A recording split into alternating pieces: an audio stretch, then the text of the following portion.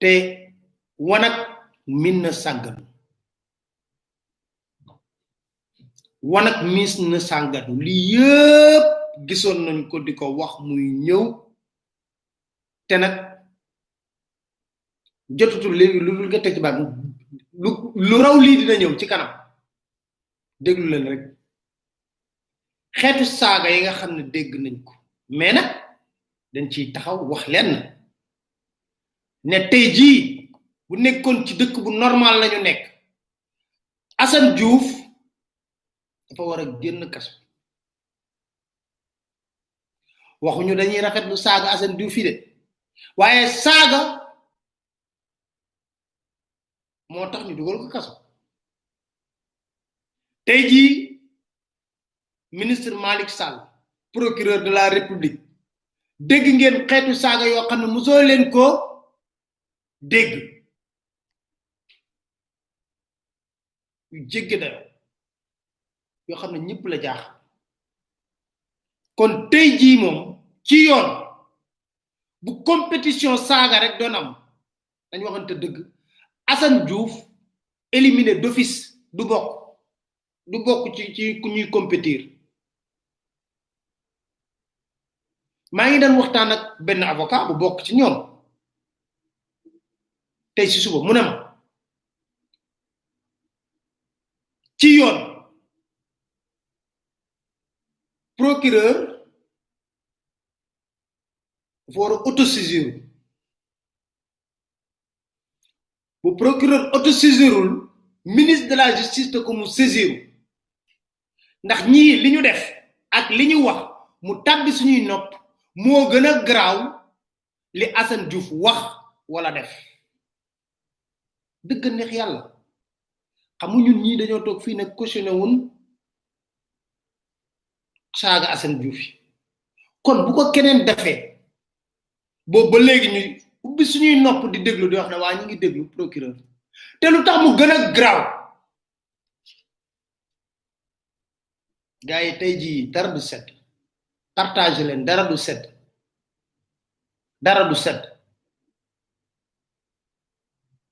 bu nekkoon compétition wala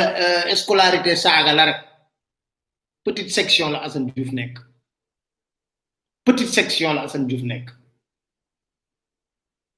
ndax ñee ko dàq saaga fuuf xam nga lu ma jaaxal dégguñu leen ñu wax mais dama leen di fàttali Adama Gaye dafa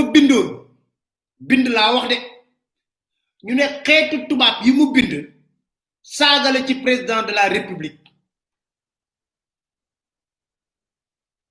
Arona ñi nekk ñu master 2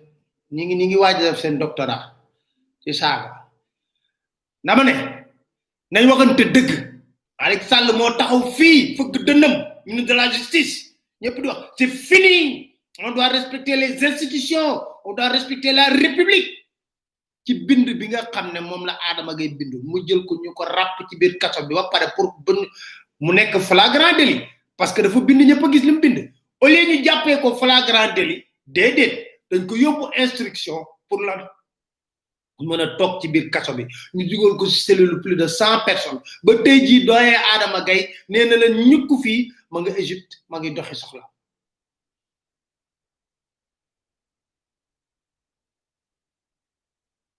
dama ne Dakar Matin. L'État,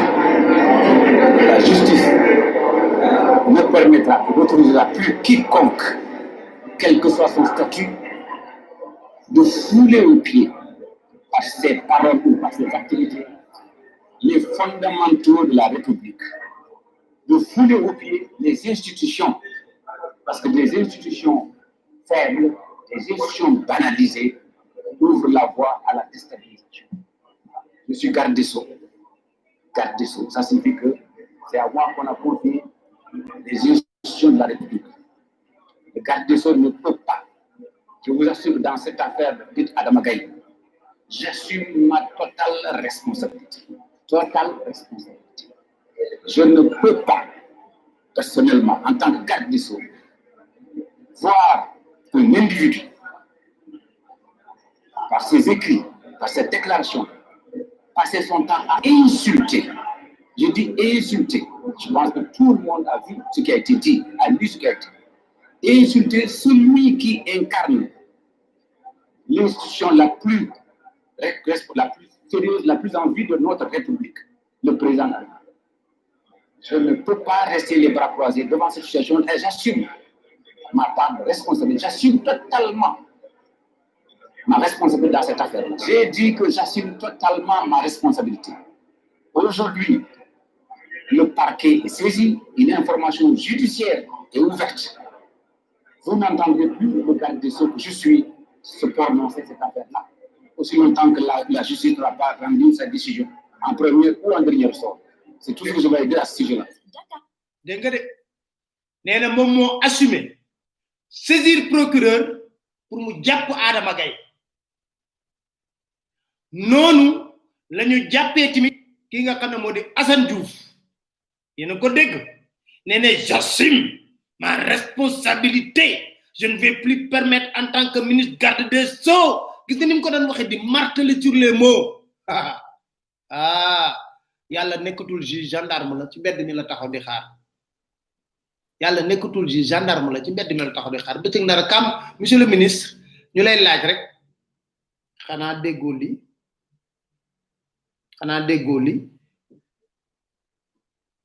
Dakar Matin.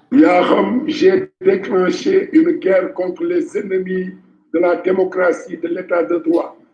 Vous voulez faire de notre pays une dictature qui ne dit pas son nom. Je refuse, je dis non. Waaw. Itel na dug. Allô? Waaw, salaamaaleykum. Maaleykum salaam.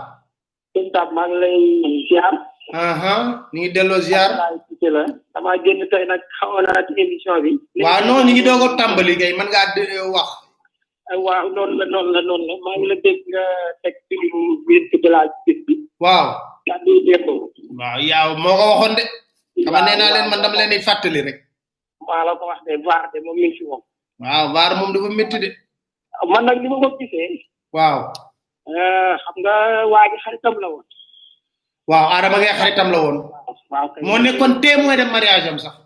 Voilà. Ñoo bokkoon même néeg. Waaw kay. Xam nga ku mel ni président Macky Sall. Waaw.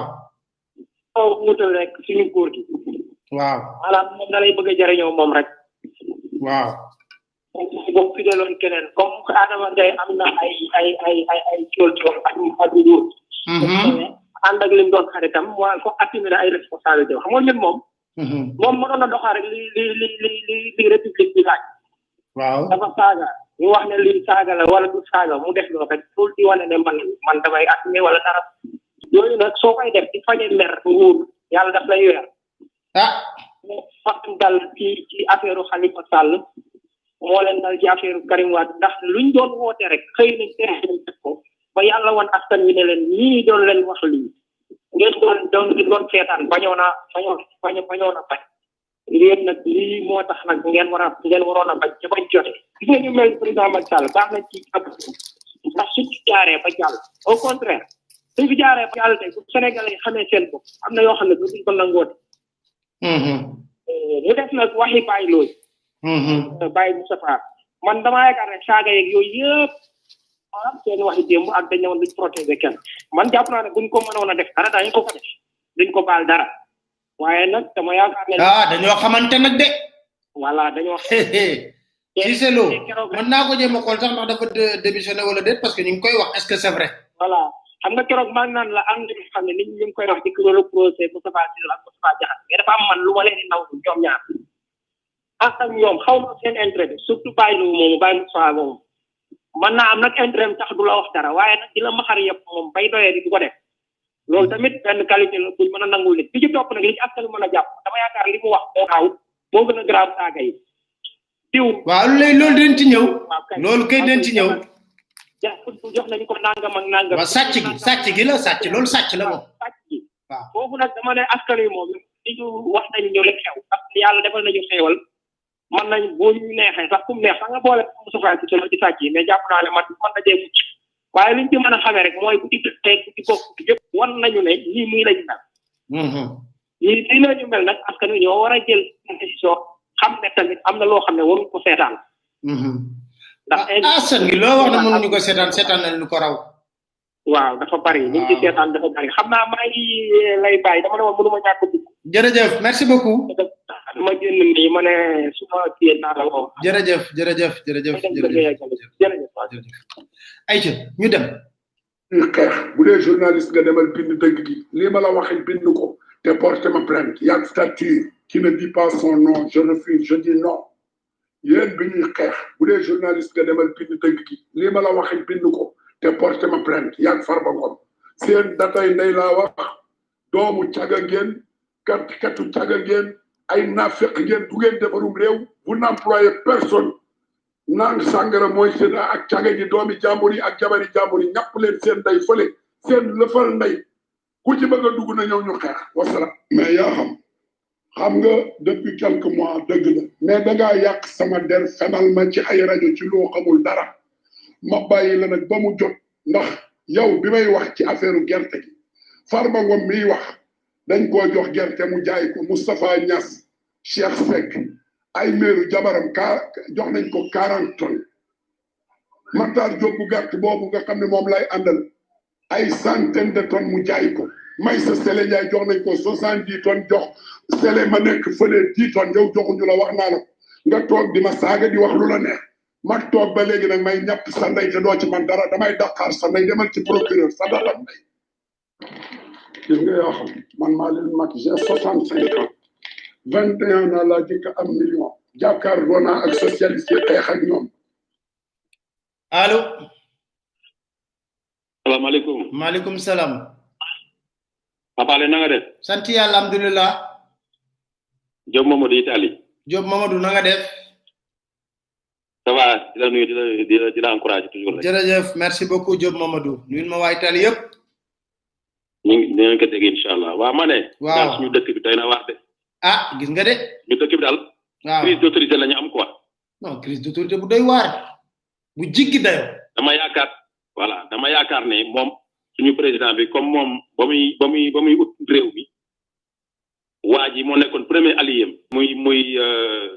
Moustapha Cissé Lo ñoo ànd fu ne nag waaw dama yaakaar ne xam lu mu ko ragalee parce que xamul tax ma ne ñoo ànd fu ne waaw damay seede waaw parce que xam nga dëgg rek ka neex yàlla damay seede dëgg la jour bi ko Ablaye Wade convoqué commissariat central auto Macky Sall la jiitu auto Cissé Lo topp ci auto 2S bi ma nekkoon man mii di filmer ñooy 3e auto ñuy filmer Babacar Ndiaye moo na ko beneen bi jour bi ñuy investir Macky Sall fii ci plage Yoff Moustapha Cissé Lo dafa sàkku fu ne invitation ci télé ñëpp bañal ko soo demee nga xool samedi mag boobu man maa ko jël samedi mag invité ko dëgg la mais am na lu mu ko ragalee loo xamante ne Macky Sall lii fi mu ne du mujjee fenn sama gis-gis du mujjee fenn mais xam nga li gën a gara Papa Ale institution bu mel ne assemblée nationale waaw doomu Moustapha Cissé Lo dem ba ci institution bi di attaqué benn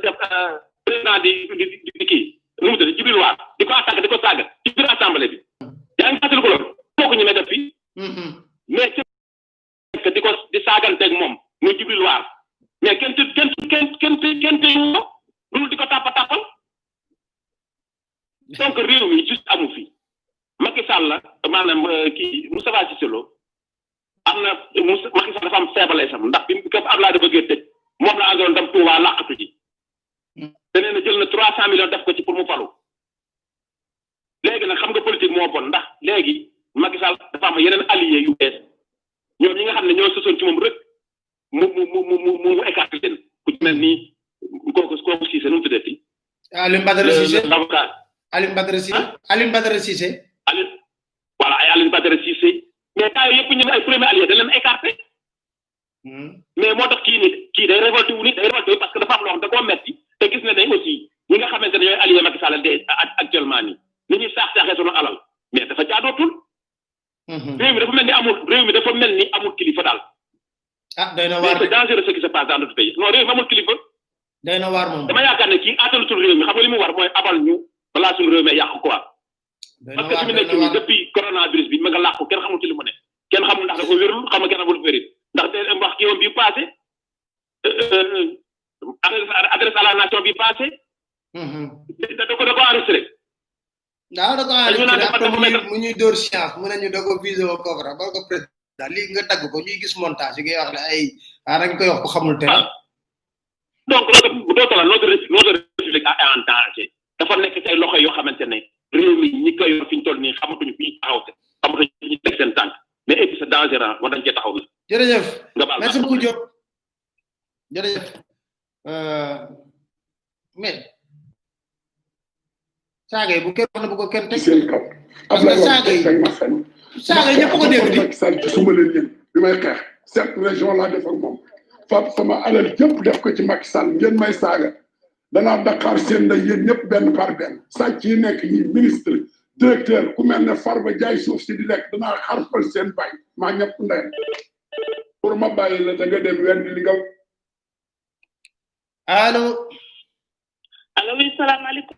la famille maaleykum salaam soxna si noo def sama cheikh bi maa ngi fi cheikh yooyu sama cheikh tànn dama déglu yow laa yaakaar fii ak fa ñu jëm ñu ngi lay ziar bu wër waaye ñu ngi lay ziar bu wër noo def ça va naka coono gi waaw coono gi moo taxoon aju ma xawoon naa tonn moo tax ñëw ba woon mais moom c'est important noppalu ci la noppalu bi ci la waaye nag réew maa ngi waaye dañuy ñaan nga noppale ko réew maa ngi toj fi mu nekk nii ay waaye mu ngi toj Pape Alé man dañoo tiit de man de dama tiit sax dañoo tiit Pape Alé mais nag kaay ma wax la leen xam nga lan la mel ni yàlla leen di weer de waaw dëgg la fii gis nga ñi nekk ci saa bi di wax ay censure c'est bon ngeen noppi du ma censuré wu ma dara non lu la weñ kenn du ko nekk di censuré di jéem a isolé di wax ay amul fii ci lu wóor voilà dañuy wax mbir yi nan la demee ñu ne ñii ñoo incarné des institutions de la République comment ils peuvent incarner des institutions de la République am possibilité di saaga ni nañu waxante dëgg aussi wallaay xam nga réew mi lu ko yàq fumisterie yi ak masla bi ak raayante bi c'est ça bëgguñu dox toutes les choses carré nañ teg lépp mais rendu non Pape Alé non man rus naa dama rus sama yaram daw je comprends plus mënatuma xàmmee Sénégal te li gàcce la waaye nag yàlla moo leen di weeran c'est vrai yàlla moo leen di weer ndax askan bi dafa sonn waaw yaakaaru askan gii ñu tax yàlla dina ko seen yaakaar te yàlla dina leen weer kenn yéenew leen ko nag ndax bu leen ko yéene woon du leen fal absolument bu leen yéene woon du leen ko du leen fal mais dañ leen yéene ba pare nu naawu askan bi talatuñu pour séddoo réew bi paacoo réew bi séddoo géej gi séddoo suuf si askan bi taxaw nii Pape Alé imagine toi rek est-ce que ñoom rek ñoom ñooy intellectuel Sénégal ñoo ci gën a néew intellectuel lañ sax ñoo ci gën a néew sax dañoo tiit commencé nañu daw mbëri daw nañu étudiants yi daw nañu mais qu'est-ce qui se passe maintenant léegi ñi amul dara ñoo toog Sénégal ba xëy dee ndax xiif non dina war c'est des catastrophe moom ci lañ dëkk c'est des catastrophe ci lañu dëkk suba ngoon léegi ban Sénégal la ñu nekk non Pape Alé bàyyi noonu bul yooyu bàyyi leen il faut ngeen arrêté loolu ba nañu ñaan yàlla àtte ñun ñii nañu dem ci jàmm nag nañu jàppale bu ñu taal réew ndax sédd nañ suuf si ba mu jeex sax dee suñu géej suñu doom yaa ngi dee ci géej gi ndax seen yaakaar a tas gis nga pour te dire Pape Alé yàgg nañu am guerre silencieuse ñoom seen biir yàgg nañu am guerre silencieuse suñu doom yaa ngi dee ci àll ci dëkku naar yi ci désert bi suñu doom yaa ngi dee ci géej gi jaboot yaa ngi jooy foo xam ne gis ñu kenn ndax seen jaboot yi réer comme ça xamoo ndax sa doom la Pape Alé dafa métti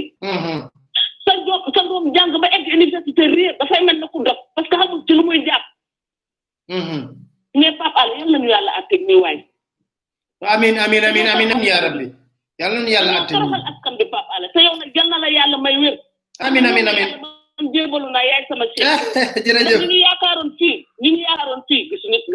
ni leen de man mënuma ne dama lay yaakaar fa ñu jëm te gisuma la fii te jamono corona bi ñëpp dugg seen loolu la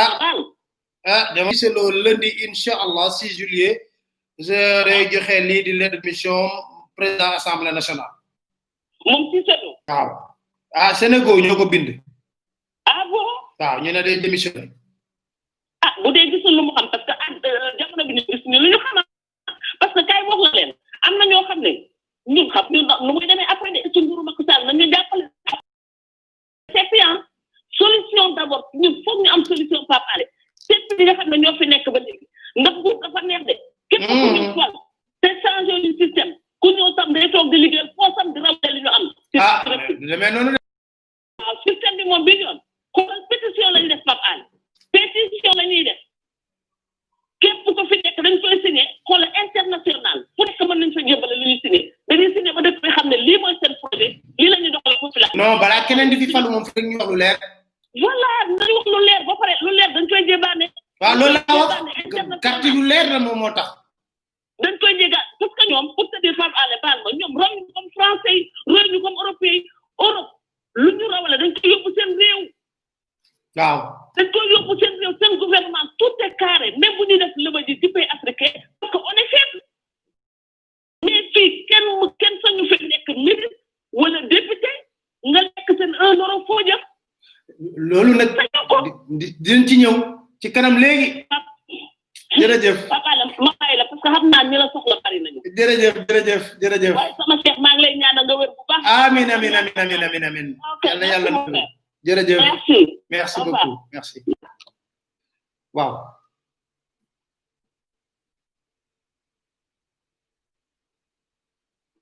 Cissé Lo dañ doon wax rek mais bàyyi Cissé Lo kay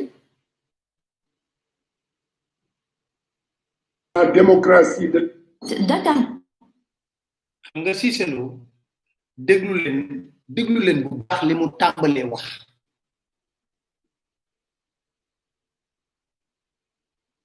parce que c'est important kon bon loolu dinañ ci dellu si waat mais Cissé Lo xam nga gars yi dañuy wax mais c'est un révolte moo tax muy wax li mu wax mais xam nga li ma jaaxal dégguma procureur dégguma ministre de la justice ñoom ñëpp dégguma ci kenn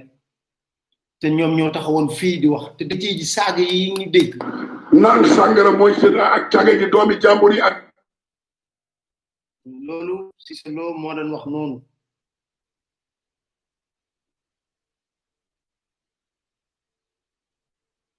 Cissé Lo voilà dama bëggoon ñu déglu parce que li mu tàmbalee wax man moo am solo parce que dafa am loo xam ne ay nit buñ nekkee di ko def te du lu bees parce que du Cissé Lo rek a wax ah xam nga gars yi dañuy wax Cissé Lo mais du Cissé Lo rek a wax du Cissé Lo rek a wax ñoom ñu wax bari na Farba Ngom dafa wax fi ñu tàggoo ci am na fan la ñu tàggoo ci wàllu téléphone gis nga waaw Farba Ngom dafa wax Cissé Lo wax voilà Farba Ngom dafa wax Cissé Lo wax te bu ñu rek ñàkk wax noonu moo tax ma ne il faut que ñu xoolaat li nga xam ne dinaa leen tegal lépp loo xam ne wax nañ ko ñoom ñaar parce que loolu boo leen ko xamul da ngeen di erreur bëgg condamné kenn mais li nga xam ne moo xew ci mbir mi moo di maa ngi leen ko doon wax léegi Cissé Lo ci biir wax ji yëpp xam nga président Macky Sall ay ñi mu ànd ak saaga ko mais raw loolu garaaw ci moom de sax yàgg ngeen dégg ay audio ñi ànd ak Macky Sall saaga ko wax ko lu garaaw du leen def dara xam nga fan lay mujjee audience ñu waxtaan mu jeex Macky Sall mi ngi ay ci justice ci ay adversaire manipulation justice répression ci loolu la ay ci ay adversaire am yu ko war a xañ ci wàllu politique à part loolu ñeneen ñi garaawul ñi ànd ak moom buñ ko saaga garaawul kan moo gën a jege Farba Ngom couple présidentiel bi kenn nii lay duggee Mermoz heure bu ko neex du ko gën kan moo ko gën a jege kenn gënu ko jege homme de confiance am la recruteur am la député am la maire am la gis ngeen ko bu baax li may wax nii da ngeen ko gis te moo ne Farba Ngom def na fi lu ne préfet poñe na fi préfet lu ne coow lu bari ba administrateur yi seen kuréel googu ñu am bind wax mu jeewul fenn cortège présidentiel ñëw na mu bëggoon koo jàll waaye li am solo moo di suñuy wax ba wax voilà kooku Farba Ngom moo daan wax léegi ma bëgg ñu xool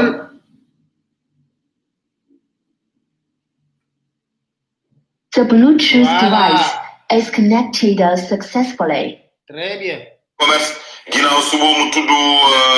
peut-être Abdoulaye Diouf Sarr c'est-à-dire que nit la koo xam ne mu nudd ministre de l'agriculture ñett bu amee c'est-à-dire que Mansour Faye dañ ko jox responsabilité néewuñu ko fabal ci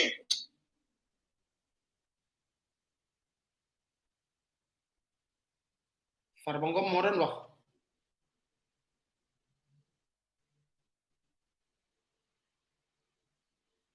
moom li mu wax dafa garaaw sax moom nee na kii dof la mais Cissé Lo moom dañ koy nangul benn mbir ne moom li mu wax da ko assumé mën naa leen génnal li nga xam ne moom la wax ki nga xam ne moo di Farba Ngom mais li ci am solo te gën ma ci amal solo moo ñoo itteel ñun ca dëgg-dëgg Moustapha Cissé Lo wax na ni ñuy jëlee commission boo xam ne président les présidents des commissions parce que nee na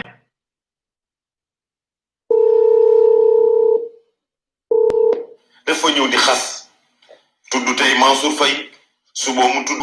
madame le ministre du commerce ginnaaw suba mu tudd peut-être Abdoulaye Diouf Sarr c'est-à-dire que nit la koo xam ne mu nudd ministre de l'agriculture ñett bu amee c'est-à-dire que Mansour Faye dañ ko jox responsabilité néewuñu ko fabal ci ay homme d'affaires wala ay promoteur yaa ma neex y a des critères même su fekkee la loi bi protéger na ko par ordonnance y a des critères il faut déposer il y a des prix qu'on demande bëgg na rek Mansour jël ceeb bu bari jox ko mu jox doomam wala ñu jox ko mais quand même dafa am li ko te loolu la même personne ngay jox léegi ceeb moom nit ñi ko xam ne pour nga xam ne Moustapha Cissé Lo xaj laa wax am na loo xam ne fu mu jaar ak man duma benn kàddu di ko saaga ne wala di ko saaga bay mais leneen lu mu dégg maa ko wax xam nga am na loo xam ne wax dëgg yàlla am na ba pare kenn mënu ci dara mais wax dëgg yàlla Cissé Lo moom dof la boole ak soxor ak kiñaan bu amee soxla boo xam ne da nga ko koy fajal ko lundi mardi bu ñëwee te soxla bi nga ko doon fajal lundi fajoo ko fàtte na bisu lundi bi il a des comptes politiques yi muy réglé man tontuwuma ko dama koy yamale parce que loolu la xam Cissé Lo ma wax la leen de c'est un fou mais xamul loo ko wax rek mu baal la du genre boobu il faut lui remettre ordre da nga koy woon place am loolu la xam dafa def ba pare boole ci iñaan soxor. Dakar Matin. yaa xam j'ai déclenché une.